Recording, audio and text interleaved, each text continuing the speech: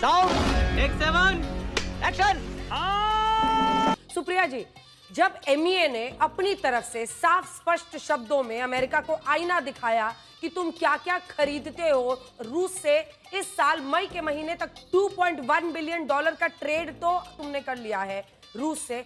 European union के देश क्या क्या खरीदते हैं, उसके बावजूद क्या एक ही तरीका बचा है प्रधानमंत्री नरेंद्र मोदी को घेरने का कि ट्रंप के हाँ में हाँ मिलाया जाए? ट्रंप कहे सीजफायर हमारी वजह से हुआ तो हमारी वजह से हुआ, ट्रंप कहे कि डेड इकोनॉमी तो हाँ डेड इकोनॉमी। अभी बदत है भाई, अभी बदत है। अंजना जी, आपको, आपके दर्शकों को और मेरे फेलो पैनलिस्ट को सबसे पहले तो नमस्कार। मैं बहुत ही प्रफुल्लित हूँ कि मेरे ऊपर इतनी रिसर्च हुई है। अच्छा है, आप इस मुद्दे को ट्रिवियलाइज मत होने दीजिए और आप खुद भी इसको ट्रिवियलाइज मत करिए। ये बहुत बड़ी बात है और मैं बताती हूँ क्यों। मैं आपसे एक दरख्वास्त करना चाहती हूँ। हमने एक ऐसे प्रधानमंत्री को देखा जिसने खुलकर आजाद भारत में पहली बार एक प्रेसिडेंशियल कैंडिडेट को एंडोर्स किया, अब की बार ट्रंप सरकार की बात कही और इसकी चर्चा सब करते थे, आप लोग भी करते थे और चीख चीख कर करते थे। ये एक बहुत आत्मीय रिश्ता दिख रहा था। ट्रंप जी को ही नहीं, उनकी बेटी तक को हमने बुलाकर यहाँ पर चीफ गेस्ट बनाया, उनको तमाम तरह के तोहफे दिए। उन्होंने अपना पर्सनल स्टेक डालकर इस रिलेशनशिप को बिल्ड करने की कोशिश करी।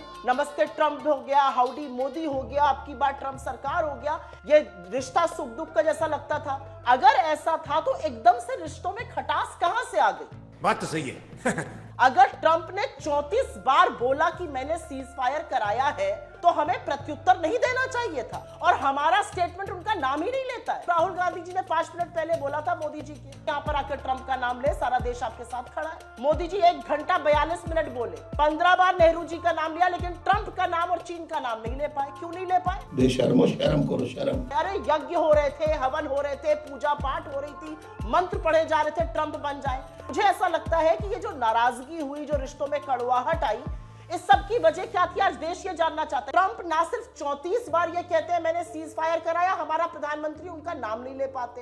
ये तो लेने के देने पड़ गए। ट्रंप आईटी कंपनीज को कहते हैं हिंदुस्तान में जॉब्स का सृजन मत करो। ट्रंप एप्पल को धमकाते हैं वहां मत बनाओ। ट्रंप हमारे लोगों को हथकड़ियां और बेड़ियां पहनाकर भेजते हैं। ट्रंप नरसंहार के सबसे बड़े गुनाहगार और पहलगाम के जल्लाद असीम मुनीर को घर में बिठाकर मुर्ग मुसल्लम की दावत दे रहे हैं। हम 35 मिनट की फोन पर बात करके खुश हैं। मोदी जी, आपको शर्म नहीं आती? इतना सस्ता तेल हमने रशिया से खरीदा, उसका फायदा किसको मिला?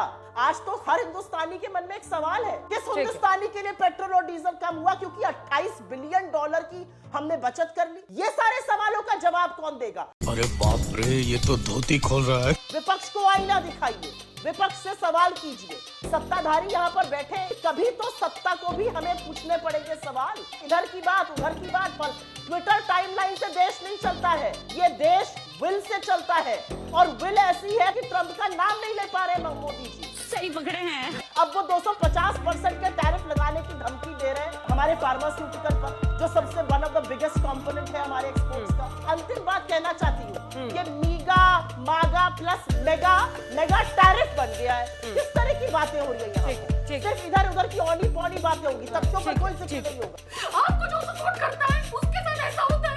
पूरे विश्व में आप देखिए कि जेलेंस्की की बात करते हैं, जेलेंस्की को व्हाइट हाउस में बिठाकर ट्रंप ने बेइज्जत किया और फिर उनको डिक्टेटर कहा। जस्टिन ट्रूडो को very dishonest and weak, Kim Jong उनको मैडमैन कहा। हैती हो, एल साल्वाडोर हो, अफ्रीकन नेशंस को शिटहोल कंट्रीज कह दिया, क्योंकि ऐसा शब्द है बोलना भी मुश्किल है। और सीरियन प्रेसिडेंट को कहा एनिमल, जानवर, मतलब यहाँ तक कि एफ वर्ड का भी वो इस्तेमाल करते हैं। तो जब ट्रंप की मार विश्व के अनेकों देश झेल रहे हैं, ऐसे में हम कैसे उनके हाँ में हाँ मिला सकते हैं और उनकी तरफ से बैटिंग कर सकते हैं अपने ही देश? तो क्या नाचो मैं?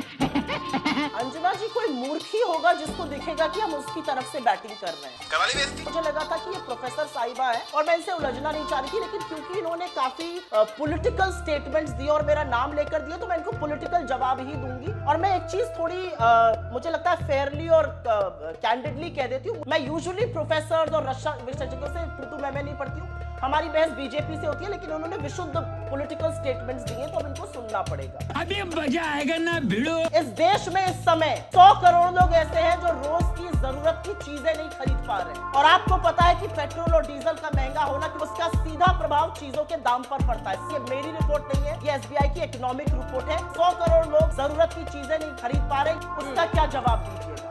ये फंस गया सीएम। दूसरा सवाल, अमेरिका का टोटल ट्रेड डेफिसिट करीब $1200 बिलियन है। हमारे करीब 40-45 बिलियन डॉलर है, जो एक्चुअली उनके टोटल ट्रेड डेफिसिट का 3 से 3.5% के बीच में है। ट्रंप ने 69 देशों पर टैरिफ लगाया, 55 देशों पर हमसे कम टैरिफ लगा। उनको जरूरत नहीं थी इतना लगाने की। तो यहाँ पर मुझे कोई बैठकर उपदेश ना दे कि हम वासुदेव कुटुंबकम। आपसे ज्यादा मैं वो बात समझती हूँ। ये एक राजनीतिक मैसेज है और इसका जवाब राजनीतिक ही होना पड़ेगा। समझ में आया क्या? यहाँ पर 4th लार्जेस्ट इकोनॉमी का जिक्र हुआ।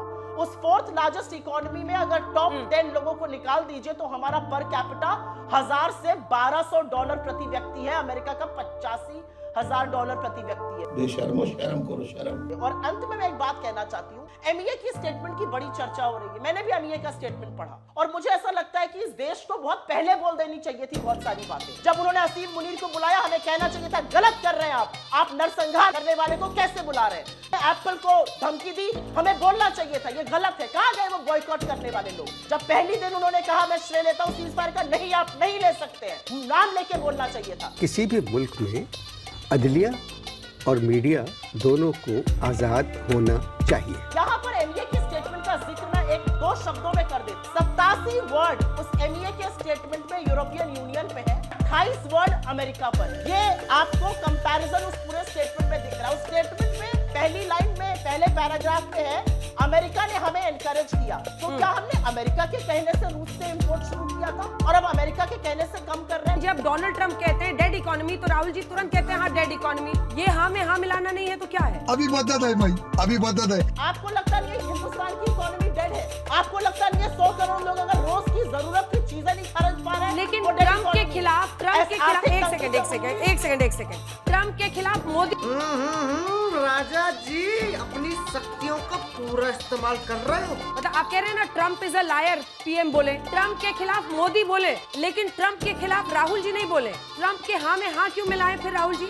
वो भी तो नेता विपक्ष है। अभी मदद है भाई, अभी मदद है। राहुल जी ने अपनी स्पीच में 7 बार ट्रंप का नाम लिया। एक छोटा नेता सा जवाब प्रतिपक्ष दीजिए। जब बोले, डॉक्टर लेकिन जब नेता सदन प्रधानमंत्री बोले, मैडम अगले एक इकोनॉमी बस हवा निकल गई।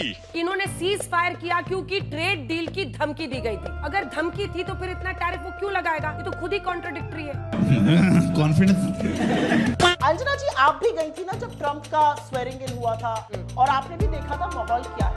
आपने भी वहाँ पे केमिस्ट्री की बात करी। मैं तो वही सवाल पूछ रही हूँ, इतनी कड़वाहट कैसे आ गई?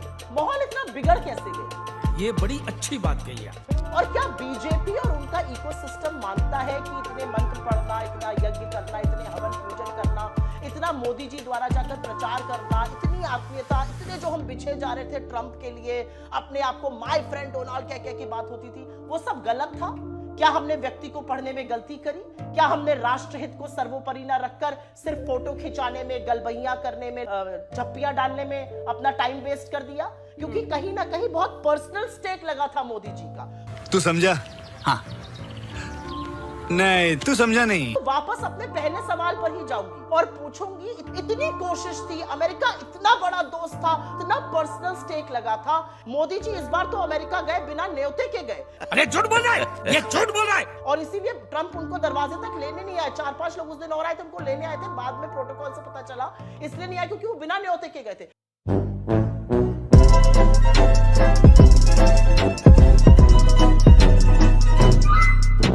मेरा ये चैनल सब्सक्राइब करें और बेल आइकन जरूर दबाइएगा।